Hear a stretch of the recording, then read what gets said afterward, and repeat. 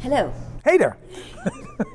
Finally. Finally, we are here to do a little bit of a recap or thinking about what we've heard at NextMed. We talked a lot about how healthcare is reshaping, and I think, Lucien, for us that's potentially even a little bit more interesting to hear from the US perspective, because the situation in Europe is a little bit different. So maybe Zayna, you can start. What did stood out for you in terms of how healthcare is changing? Where are we now with retail health, with virtual health, and new delivery models? I think from the meeting, it was just a great way to reset and catch up on things. A couple things that, I don't know, Lucien, what you think, but for me, what I really noticed is everyone now is pretty universally aligned of moving way, way more upstream in different flavors and shapes. It could be in the retail sense, the home, stopping things from ever getting worse, like through, social determinants, all the way up to like, do you vote or not? I think that was like a dominant discourse, whereas before at this conference, it might have been like one or two talks. It was on the fringe. It just seems to be the thing because everyone's kind of concluded we're never going to fix sick care anyway. So let's move the center of gravity up. That was one. And maybe two other things that jumped out for me is it is really clear we're at the end of point solutions. And that was so clear from what we're seeing here. Everything is like 25 innovations in one is the only way you can do this because we're adding complexity. And then that links to like the third thing that jumped out at me is this idea of whatever you call it, ecosystems, system change, that it is a multi-variable, multi-stakeholder change is the innovation versus like the care pathway. Those jumped out as dominant themes, whereas before it was always really about the tech and the individual disease. Mm-hmm. What do you think? I think it's the same. To build on that, in all of the former years, it was all about exponentials. Mm-hmm. And now here we are, coming out of an exponential pandemic, and everybody understands what exponential growth and developments are. So we no longer have to teach, so to say, what that is. What that triggers for me and stands out in this conference this year is the sense of urgency.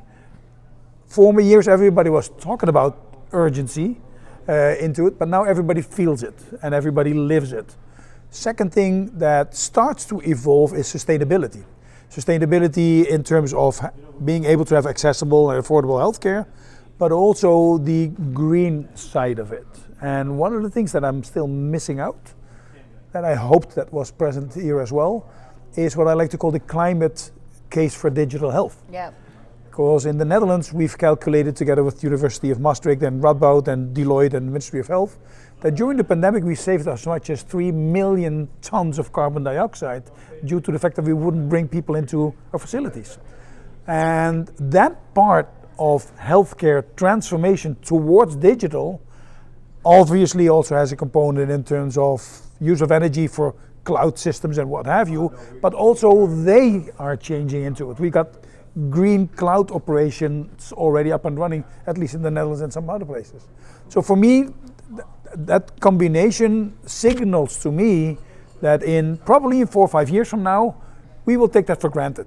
Yeah. And that has always been the case. I'm faculty since 2011, and I'm still amazed that some of our friends that were on stage in the early days now rock the place globally already. So there's a lag time.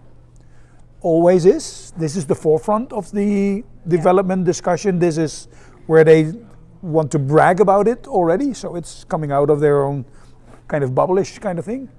So I'm looking forward to about these topics that we just mentioned in 3-4 years from now. Yeah. But it'll take at least so much time, let's be honest. One of the things that is interesting to me is that, during the pandemic, telemedicine spiked. It was then reverted to a certain degree. But now we're talking about, again, that we maybe need to kind of restart with virtual care, with new approaches, with different approaches. Walmart announced that they want to have the primary clinics here. We heard that Advocate Health just announced a partnership with Best Buy to basically bring to support patients at home, but that support isn't provided basically by the hospital, but by the retailer. And especially from the European perspective, I definitely don't see that kind of deals happening. But at the same time, Lucien, you were mentioning that there's robots in the Netherlands already, so that robots will basically draw blood in the pharmacy. So how do you see this whole shift?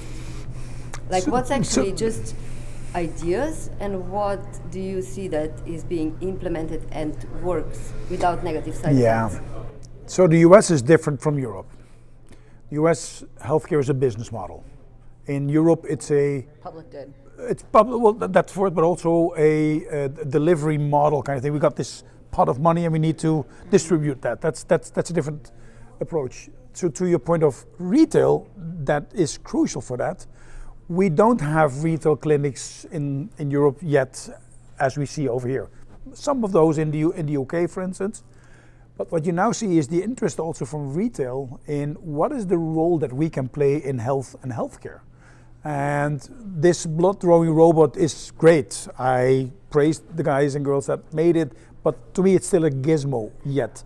Because the real advantage is that when patients get into their drugstore or the supermarket or the pharmacy, as opposed to in the clinics and the GP practices, the number of touch points will increase. And with that, we will be able to catch diseases earlier on, are able to refer them, and better referral than now because everybody gets referred.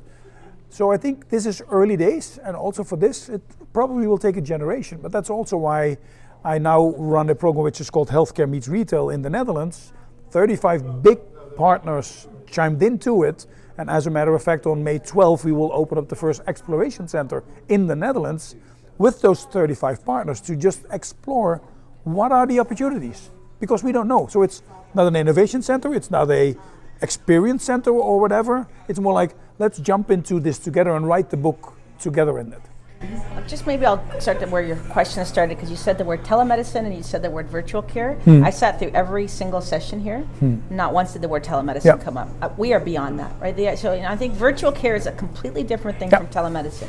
This idea of, a visit as the currency of healthcare, and now you can separate the clinician from the patient so they're not in the same room, and they're going to speak by telephony or video. Not particularly interesting. Sure, it might save some carbon, there's a bit of convenience. Sure. But a visit-based paradigm, just to Lucien's point, where we think all the care is going to go down in these units of time, called a 15-minute visit between a highly trained physician, that is just so the end of healthcare. So virtual care is now where you're untethering care from place, from visits, from time, and you're able to get a much more continuous set of engagement and data. That I have a lot of time for, but nobody even used the word virtual care because it's just where we're at. Like, it's care. Yeah. It's also one of the things that I've stressed for a number of years when we started to talk about e-health. Yeah. And my mantra about that, we need to get this digital and virtual and e-health out of the world. That's it. This is health care. This is health. And that's where we are right now, indeed, where this now really starts to kick in. Reimbursement systems, protocols, standardization in Europe. We now are at the brink of this European health data space. Still a lot of work to do, tons of work to do, to be honest. But this also will bring a bigger market also for players to address Europe. I remember clearly that, I wasn't in the room, that Steve Jobs at one point said, when one of the European countries came over to him, he said, get your act together. You're one country as Europe. And that's where we now are becoming also for these kind of companies as well, I think. So I think change is on the brink, absolutely. What do you think, by the way? I think that I wonder to which extent is all this actually going to improve healthcare outcomes, because for some reason we see that healthcare issues are only increasing, and especially when it comes to adding new devices and new technologies in the whole mix of care.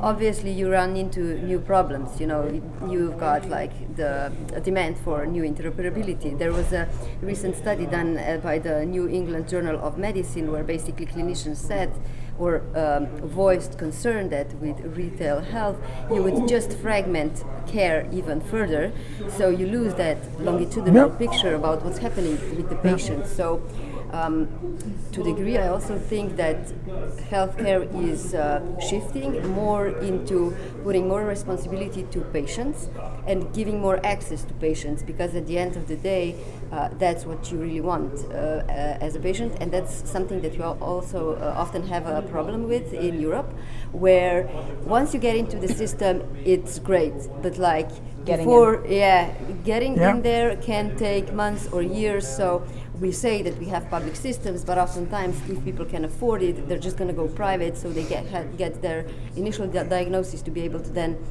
go through the public system. I think this is interesting. I know the study, and I would like to assert that the assumption that it's getting fragmented and that it's not fragmented as we speak is totally out of the range. To your point that you just mentioned, it already is fragmented, and if you start working in the patient journey, which often is considered to be the patient journey, but it's only a journey of a patient in one institution, one department, that one physician, and the journey of life, as Annemiek from the Netherlands also always says, that is not taken into account.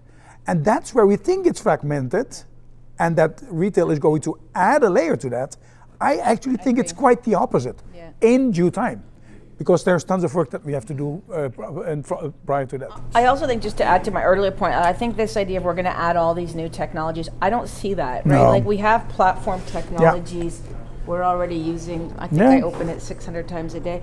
Only 600. That already are the platform. So those days of like anyone who comes with a new thing that you now need to adapt, not going to happen. No. But plugging in, I think, and an interoperability, I haven't met a software company that's not interoperable out of the box. The days are over, right? It's just like if you start an app and it doesn't work on Android or iOS, I'm sorry, nobody's going to use your app. It's just how it has to be.